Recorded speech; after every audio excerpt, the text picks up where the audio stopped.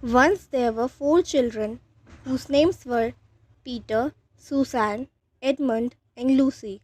This story is about something that happened to them when they were sent away from London during the war because of the air raids. They were sent to the house of an old professor who lived in the heart of the country, 10 miles from the nearest railway station and 2 miles from the nearest post office. He had no wife and he lived in a very large house with a housekeeper called Mrs. Macready and 3 servants. Their names were Evie, Margaret, and Betty, but they do not come into the story much. He himself was a very old man, with shaggy white hair, which grew over most of his face as well as on his head, and they liked him almost at once. But on the first evening, when he came out to meet them at the front door, he was so odd looking that Lucy, who was the youngest, was a little afraid of him, and Edmund, who was the next youngest, wanted to laugh and had to keep on pretending he was blowing his nose to hide it. As soon as they had said good night to the professor and gone upstairs on the first night, the boys came into the girls' room and they all talked it over. "We have fallen on our feet in no mistake," said Peter. "This is going to be perfectly splendid. That old chap will let us do anything we like." "I think he's an old dear," said Susan. "Oh, come off it," said Edmund, who was tired and pretending not to be tired, which always made him bad-tempered. "Don't go on talking like that." "Like what?" said Susan. "And anyway, it's time you were in bed." "Trying to talk like mother," said Edmund. "And who are you to say when I am to go to bed?" "Go to bed yourself." "Hadn't we all better go to bed?" said Lucy. "There's sure to be a row if we are heard talking here." "No, there won't," said Peter. "I tell you this is the sort of house where no one's going to mind what we do. Anyway, they won't hear us. It's about 10 minutes walk from here down to the dining room, and any amount of stairs and passages in between." "What's that noise?" said Lucy suddenly. It was a far larger house than she had ever been in before, and the thought of all those long passages and rows of doors leading into empty rooms was beginning to make her feel a little creepy. "It's only a bird, silly," said Edmund. "It's an owl," said Peter.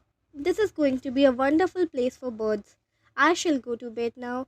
I say, let's go and explore tomorrow. You might find anything in a place like this. Did you see those mountains as we came along? And the woods? There might be eagles. There might be stags. There will be hawks." "Badgers," said Lucy. "Foxes," said Edmund. "Rabbits," said Susan. But when next morning came there was a steady rain falling, so thick that when you looked out of the window you could see neither the mountains nor the woods nor even the stream in the garden. "Of course it would be raining," said Edmund. They had just finished their breakfast with the professor and were upstairs in the room he had set apart for them. A long, low room with 2 windows looking out in one direction and 2 in another. "Do stop grumbling, Ed," said Susan.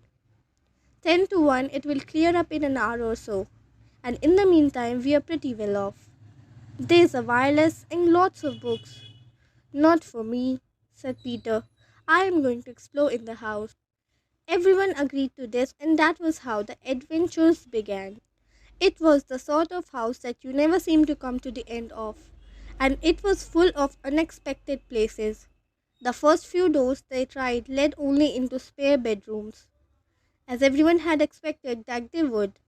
But soon they came to a very long room full of pictures, and there they found a suit of armor, and after that was a room all hung with green, and a harp in one corner, and then came 3 steps down and 5 steps up, and then a kind of little upstairs hall and a door that led on to a balcony, and then a whole series of rooms that led into each other and were lined with books, most of them very old books, and some bigger than a Bible in a church. And shortly after that, they looked into a room that was quite empty except for one big wardrobe, the sort that has a looking glass in the door. There was nothing else in the room at all, except a dead blue bottle on the windowsill. Nothing there, said Peter, and they all trooped out again, all except Lucy. She stayed behind because she thought it would be worthwhile trying the door of the wardrobe, even though she felt almost sure that it would be locked. To her surprise, it opened quite easily, and two mothballs dropped out. Looking into the inside, she saw several coats hanging up, mostly long fur coats. There was nothing Lucy liked so much as the smell and feel of fur. She immediately stepped into the wardrobe and got in among the coats and rubbed her face against them, leaving the door open, of course, because she knew that it is very foolish to shut oneself into any wardrobe. Soon she went further in and found that there was a second row of coats hanging up behind the first one. It was almost quite dark in there, and she kept her arms stretched out in front of her so as not to bump her face into the back of the wardrobe. She took a step further in, then two or three steps, expecting to feel woodwork against the tips of her fingers, but she could not feel it.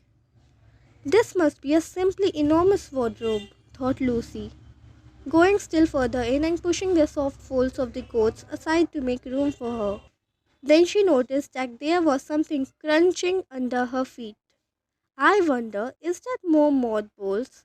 She thought, stooping down to feel it with her hand. But instead of feeling the hard, smooth wood of the floor of the wardrobe, she felt something soft and powdery and extremely cold. This is very queer, she said, and went on a step or two further. Next moment, she found that what was rubbing against her face and hands was no longer soft fur, but something hard and rough and even prickly. Why, it is just like branches of trees, exclaimed Lucy. And then she saw that there was a light ahead of her, not a few inches away, where the back of the wardrobe ought to have been, but a long way off. Something cold and soft was falling on her. A moment later, she found that she was standing in the middle of a wood at night time with snow under her feet and snowflakes falling through the air.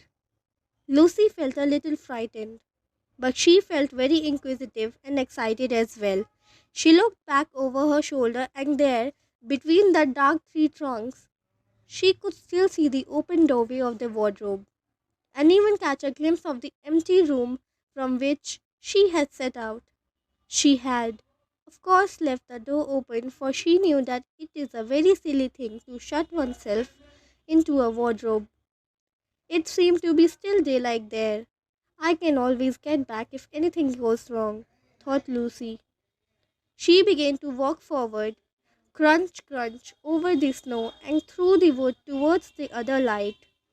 In about 10 minutes she reached it and found it was a lamp post. As she stood looking at it, wondering why there was a lamp post in the middle of a wood and wondering what to do next, she heard a pitter-patter of feet coming towards her, and soon after that a very strange person stepped out from among the trees into the light of the lamp post. He was only a little taller than Lucy herself, and he carried over his head an umbrella, white with snow. From the waist upwards he was like a man, but his legs were shaped like a goat's. The hair on them was glossy black, and instead of feet he had goat's hoofs. He also had a tail, but Lucy did not notice this at first because it was neatly caught up over the arm that held the umbrella so as to keep it from trailing in the snow. He had a red woolen muffler round his neck and his skin was rather reddish too. He had a strange but pleasant little face, with a short pointed beard and curly hair, and out of the hair there stuck two horns, one on each side of his forehead. One of his hands, as I have said, held the umbrella. In the other arm he carried several brown paper parcels. What with the parcels and the snow, it looked just as if he had been doing his Christmas shopping. He was a faun, And when he saw Lucy, he gave such a start of surprise that he dropped all his parcels. Goodness gracious me! Exclaimed the fawn.